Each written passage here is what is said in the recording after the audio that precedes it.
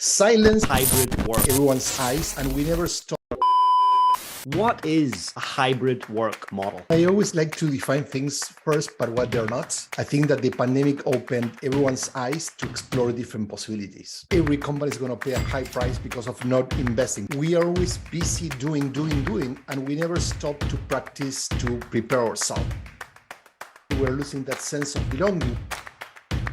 Does the water cooler conversations really spark innovation and creativity? Silence is a powerful tool. Gustavo, a huge welcome to the Lead on Purpose podcast. Thank you. Very excited to be here, James. Oh, it's an absolute honor to connect with you. And I wanted to start off by asking you, what is a hybrid work model? I always like to define things first, but what they're not. Okay, So I'm going to say what hybrid is not. Hybrid is not just defining how many days people are going to be at the office and how many days they're going to be working from home or remotely. Hybrid, it's about flexibility. It's our understanding that we need to design how we work based on the reality of the work that changes from team to team, that changes from week to week. So it's a more flexible approach to design how teams work based on what they need to achieve rather than into a predetermined schedule. Okay. And people who are going, you know what? I'm just too busy to do this design stuff. We've got too many things to do. I can't even think about that. What are the challenges or the consequences for them if they don't take the time to get this culture design right? I mean, before we started recording, we're talking about sports. I'm not going to get into the details because, I mean, you guys with the All Blacks are always win, right? However, one thing I always like to mention is that in many areas, let's take sports, arts, music, etc., most teams or even individual performers spend 70, 80% of their time rehearsing, practicing, getting better at what they do, and only a little bit of the time, 20% actually playing. In the business world, we are always busy doing, and we never stop to practice to prepare ourselves. And that's a huge mistake that every company is going to pay a high price because of not investing. So it's like going and playing against the All Blacks without having trained and practiced before. I love that. It's a great analogy. Although I know that your home team of Argentina, they did beat the All Blacks here in Christchurch last year. Yeah, maybe it's an exception to a rule, but yeah, I enjoy it for sure. I love it. And look, do you think this hybrid model is because of COVID, or do you actually think this was starting to happen pre-COVID? I think I always like to tell that things in life don't happen overnight. We don't see them until they become visible, they become more important. And I think that what happened with the pandemic, it basically accelerated things that were already happening, things that were good and things that were not good. So when people say, hey, our culture is not so connected, we're losing that sense of belonging, well, that was something that existed, and then the pandemic made it worse. When it comes to flexibility in the workplace, when it comes to work remotely, there were already many companies that work either mostly remote or working fully remote before the pandemic. Mm-hmm. Now, for me, I really feel like when I'm with people and rubbing shoulders and sitting side by side, there's like this energy, and you build trust, and it really does energize you and get you thinking and strategizing. When I spend too much time by myself at home or working from home, sometimes that energy starts to kind of dissipate. So how can companies really find that balance for their culture, that working culture? Where do we find that balance between letting people have that hybrid? I think that's a great point, and I like the word balance, because I think that leaders tend to think in black and white kind of terms, binary terms, like either we're all together or we're not. And I think that every scenario has its problems. For example, if you are too much time in the office, there's a lot of interruptions. There's a lot of basically people working there, like pretending they're working to be seen and be perceived as a hardworking employee. And to your point, if you're working fully remote, then you lose a little bit of the connection. There are two things. First, as I explain in my book, I interviewed a lot of people to see, okay, many companies have been running remote teams for decades successfully. So they're very intentional about when and how they meet, either like now via Zoom, like we're doing you and I, or getting people together. But the point is, when those remote teams get together, they don't get together to work. Or actually, rarely they get to work. They get together to build relationship. They travel to different places. They engage in community events. So they do things that are really meaningful to bring those people as human beings together, not just to talk about work. And I think what happens is that many other teams, they meet every day, they're in the office, but they don't spend time to building those relationships. So that's not a good answer or a solution either. Yeah. And remote, not distant. That is your book. And I'm going to put a link in the show notes. So if someone's listening or watching, please feel free to go click that link, get the book. With your book, what kind of research or interviews did you do to kind of form the basis of your book? There are different avenues. First, analyzing lots of research that existed in terms of culture, remote teams, what work, like to your point, like does the water cooler conversations really spark innovation and creativity? I'm sorry to jinx it, but no, it doesn't. So people believe that those casual encounters, there's no evidence whatsoever that shows that. I also interviewed a lot of people. I interview people from larger organizations. I interview leaders who resisted and suffered a lot through the pandemic. I also talked to remote experts, different sides. I wanted to hear also from smaller teams. Actually, for example, in the US, there's a government entity that manages all the credit and mortgages. That's called Fannie Mae. So it's a very bureaucratic, if you will, with all due respect, organization. But I also learned a lot from them, how they challenged the way they used to work because of the pandemic. Yeah. And what were some of those key learnings that you did learn from them? Two things. First, I think the most important aspect is being intentional. So I call myself like a culture designer. What I do, I train a lot of people with my methodology, and also I have my team and we work with different companies. We help leaders become more intentional about culture. Traditionally, we think that culture was something that happens because we work together. And that's not the point. You need to be very intentional about what's our purpose, what are the behaviors, how would you give feedback to each other, how do we design meetings to create better engagement. The second element is that I talk a lot about flexibility and freedom, because that's a huge benefit for both organizations and employees. However, with freedom comes accountability. And I think the most important thing is that high-performing remote or hybrid teams have a lot of freedom, a lot of flexibility, but also they have a lot of discipline. And this is the part that many people miss. They can operate in different time zones, flexible personal schedules, because they agree, for example, yeah, you can work in any hours you want, but from 9 to noon or from 10 to 1, whatever, we are all going to be available for meetings, discussions. So they set a very concrete rules, and they're very disciplined, for example, how they document, etc. Yeah, that's amazing. And I imagine for this to work well, there's got to be some degree of psychological safety. So can you share some tips for how a company, organization, or team might build more psychological safety in a hybrid workplace? Absolutely. I think, first of all, psychological safety is like a muscle, so you need to build it and you need to exercise it all the time.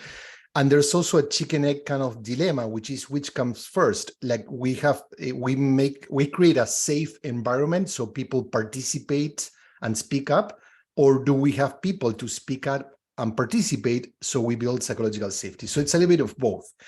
In that regards, how we facilitate meetings, for example, turn taking, make sure that everyone has their time to speak up, that leaders and louder voices go last.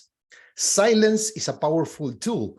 Like, for example, if you ask a question, you're facilitating a meeting, or a leader says, hey, we need new solutions because our sales are down, let people reflect on their own. First, introverts need time to write their ideas before they just share it out loud. They don't do in a very high energy, like crazy, loud environment, but also it allows people to share in a more organized fashion and build off each other's kind of ideas. Another element that's important about participation is make sure that we don't have people interrupting. So we have what we call the no interruptions rule to make sure that when people are expressing their opinions, even if we disagree, we let them continue. These kind of tips, I could see them working really well off field as well, with family, with friends. Like these are great pieces of feedback. And I guess from my experience working with organizations that are in the hybrid workspace, communication has been the biggest challenge, intra-communication within the organization.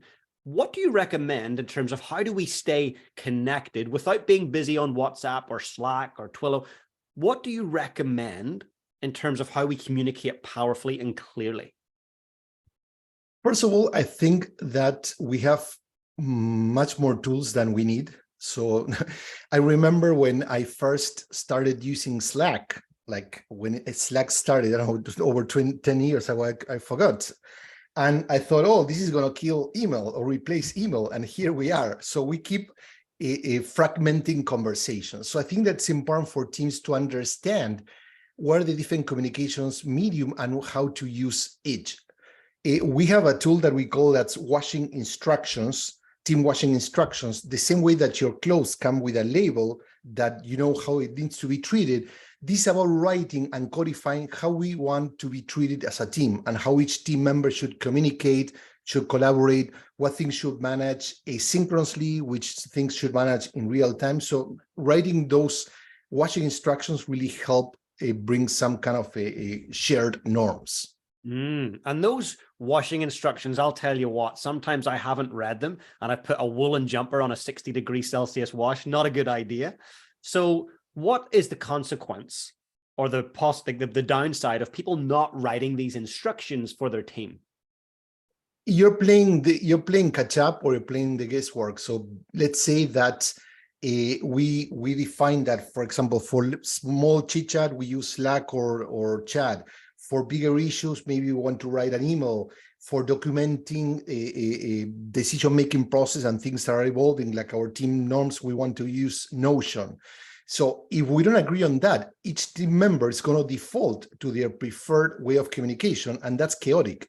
Also, I talk about fragmented communication. So I send you an email, you make a comment about the same topic on Slack, someone else uses chat, and then when we want to track all the communication, everyone's lost and confused and angry. Those are the prices you pay. And what a waste of time, productivity, and in the bottom line, of course, it shows up. Exactly. And in your research and throughout the book, was there a company or organization who you think really has done this well? They have a really hybrid work model that's successful. Absolutely. There's a firm called GoTo that I really appreciate how they weren't working remotely that much, but then after the pandemic, they realized that was the way to go, and they're working in a hybrid environment. One of the things that they did that for me is critical, going back to the beginning of our conversation, is this is not a one size fits all. When you ask me about what's hybrid, and this company, they identify 5 different personas. So young professionals who want to build a career, parents who have children, caregivers. So, and they define different work models based on those different personas, their different challenges, needs, and aspirations. So making hybrid a more interesting kind of proposition. Yeah, so what I'm hearing is that there's hybrid, and then there's actually different shades of that color. So it's like, for this person, here's what the model might look like. For this person who has these circumstantial situations, this is what it might look like. Absolutely. And for example, another company that really was doing a great job when I interviewed them is Slack. We mentioned Slack, now not the app, but the company that manufactures or that sells the app. And basically, they also identified that different teams require different frequencies of getting together. For example, the sales team meet more often because of their energy, because they want to compete against each other. They want to share leads. They want to share best practice. Young team members need to be a coach, and they need to learn by watching other people sell, while in other teams like marketing, they can collaborate and develop social media assets more remotely, and then get together when they need to brainstorm on huge campaigns, for example. Yeah, that's great. And I guess the hybrid workplace environment, it's not going to work for every industry. So like the construction industry, they've, somebody who's actually building a property or a commercial property, they've got to be on site. Like working hybrid is just not possible. So this only applies to companies where it's actually possible, right? Absolutely, but also I always challenge the beliefs and say, well, my wife is an architect.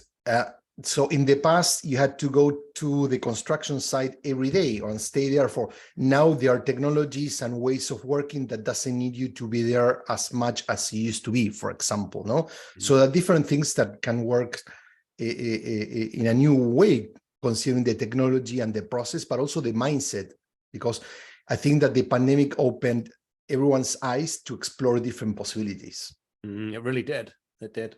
What would you say are some of the biggest mistakes that companies make when implementing a hybrid workplace model? The mistake is making decisions based on assumptions and not on real data and information. So, for example, when the Elon Musks of the world say everyone back to the office because he just wanted to send a message, right, that he was smarter than the former Twitter CEO, even that wasn't based on any fact. It wasn't based that really the company wasn't doing a good job or information. It was just personal preference.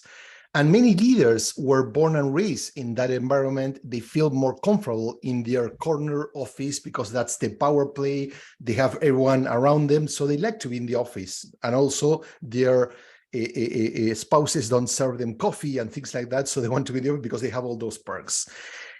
Joke aside, they're imposing them. So the problem is, rather than involving the team in decision making, leaders making decisions based on their own preferences without supporting data. Lastly, one thing that's important, we talk about one size fits all.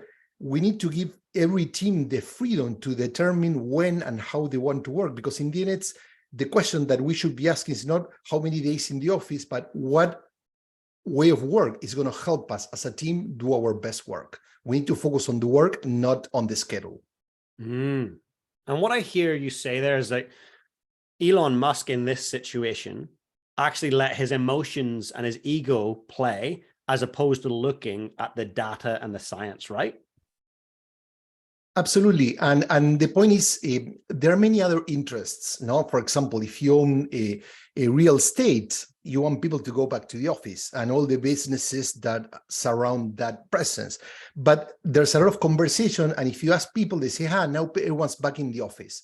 That's a perception. The other day, the New York Times, for example, published regarding New York, an article that there's so much empty space in the city that it can fit like 30 real Empire State buildings altogether. Wow. So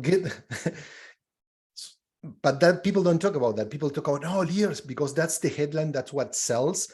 And we need to go deeper beyond the headline, the catchy headline, and try to understand the phenomenon and do our homework rather than rush into fully remote, fully back in the office or whatever, without considering what's best for your company. Yeah, and slow is good. So for the company leader that's listening right now going, okay, how do I figure out what's right for my company? Do you have any advice in terms of where they would start? Maybe what questions they might start asking? For sure. In the book, I have a lot of tools that people can use. And one of the, for me, most important revealing when I work this tool with leaders is about a culture reset. Before jumping into what's the solution, it's about reflecting on what used to work before the pandemic that we want to continue having, practices, decision-making models, whatever. What stopped being relevant because the world changed? Then, during the pandemic that we were forced to work remotely and adapt to that new reality, what are the new things that we uncovered that actually help us become better? And what are the things that happen there that we don't want to carry over to the next phase? And integrate those phases, looking forward to how the future could look like for your company. And I imagine, rather than a leader saying, hey, I'm going to follow Elon Musk and I'm just going to make a decision, me personally, it might be better for them to say, hey, I'm going to sit down with my leadership team, my senior leadership team, and actually discuss what you've just talked about? Do you feel it would be important to have a discussion with your senior leaders rather than make an executive decision as an individual? Absolutely. And also it would involve different teams to get their input as well. Because once again, some companies want to move to other extreme, fully remote, but they're young employees or people that don't want to be at home. So we need to integrate the different perspectives. I know it's hard, but in the end, when you crack the code, it's much more effective for the company. There are a lot of studies that show, for example, companies like Spotify, Airbnb that have provided that level of flexibility have increased not only business results, but also, for example, diversity in numbers that are unbelievable. Spotify has now 4 times more women in senior executive positions than before the pandemic because of this new arrangement. That's incredible. So there's actually a direct link with hybrid and DEI, getting more diversity in our companies. Totally. There's another company, I wouldn't say small because it's a US, which is everything's big almost, but it's a regional US insurance company that was kind of traditional called Allstate. And now they move into a almost fully remote, very hybrid, very flexible. And the number of candidates that they are getting that come from African American, Latino, and so on, more women, etc. So they have diversified by 30% of their workforce, really, because of changing those rules. That's incredible. And let's look at the other side of it just for a second, Gustavo. So let's say we're at 80% remote work. That's like 80% people are working from home or wherever. Have you found any connection or correlation with mental health in terms of loneliness, in terms of feeling disconnected with the team? There are some elements, but once again, there's also a lot of elements that show that many people feel either attacked or psychologically unsafe in the workplace, and now working from home, they feel much better. There's some interesting information that people that are working hybrid, they are working 1 or 2 more hours per day, right? Mm-hmm. However, they're also allocating more time for personal care and personal health because they're saving the commute time. So they work, I give my company a little bit more, but also I'm taking more time for myself. So yeah, there are certain cases of loneliness, but in the end, the majority of people, according to the research I've been reviewing the past few months, shows that they are taking more care of themselves, eating better, practicing more sport, going more out, taking more breaks at work. Of course, to your point, to wrap it up, companies need to monitor and make sure they can anticipate if people are in isolation, if people are not connected, and take care of that and provide the right support. Yeah. And for the company that wants to actually measure, do we have connection? Do we have belonging? Do we have, happy team members? How can they measure that? That's a great question. There are many tools that companies are using to track that. I think I'm not saying that we shouldn't measure, but I think sometimes we put too much emphasis, or companies, in measuring and not so much effort into making sure we're doing the right thing. You know what I mean? So for me, it's if you do the right thing, like in a relationship, you don't need to measure, hey, what's the percentage of love that you have for me today? That kind of stuff, because we want to track it. I think it's like are you really having conversations? It's like feedback. Now, companies do performance review once a year, and it's a little bit too late to understand how things are going. Having one-on-ones like leaders with your teams on a weekly basis is just 15 minutes. Take care of your team, talk to them. How are you feeling? What's going on? That it's much more effective because you're getting the pulse, but you can act immediately rather than when you get stats across the team and then you don't know exactly who's the person that's actually going through some problems. Yeah, 100%. And in terms of, say, leaders or managers, what role do they play in ensuring the success of a hybrid team? It's interesting because we've been seeing a shift in the role of leaders, and I think it's perfect for today's world. We need leaders that, rather than try to be the hero that have all the answers or the solutions, we need leaders that are good facilitators. They facilitate the right culture. They facilitate the right conversations. They also know how to facilitate good meetings and conversations with their teams, and make sure they provide the right context. Because in the end, people know how to do their work. The role of the leader is to set the right directions, provide people the right instruments, technology, resources, and then kind of manage when they need to be involved and when they need to get off the way. Finding that balance as well is great. Yeah, and that's not always easy. And I guess ego kicks in sometimes as well with that, and micromanaging. So how do you think that this hybrid workforce will actually change the future of work in the long term?